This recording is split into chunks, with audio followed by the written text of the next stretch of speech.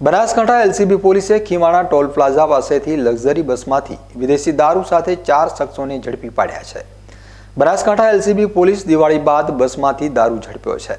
પાલનપુરના ખીમાણા ટોલનાકા નજીક લક્ઝરી બસમાંથી દારૂ એલસીબી પોલીસે ઝડપી પાડ્યો છે, જેમાં બિકાનેરથી અમદાવાદ જતી લક્ઝરી બસમાંથી 2 લાખથી વધુનો દારૂ ઝડપી કાયદેસરની કાર્યવાહી હાથ ધરી છે।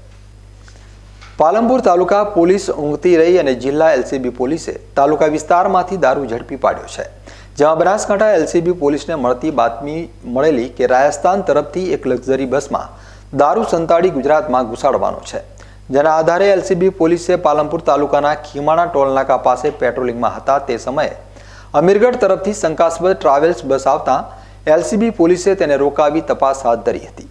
બસની છત ઉપરથી 2 લાખની કિંમતનો 844 વિદેશી દારૂ અને બિયરની બોટલ સાથેનો જથ્થા સાથે એલસીબી પોલીસે 4 શખ્સોને ઝડપી લીધા હતા, જેમાં કુલ 12,25,000 મુદ્દામાલ કબજે લઈ પાલનપુર તાલુકા પોલીસ મથકે ગુનો નોંધી આગળની તપાસ હાથ ધરી છે।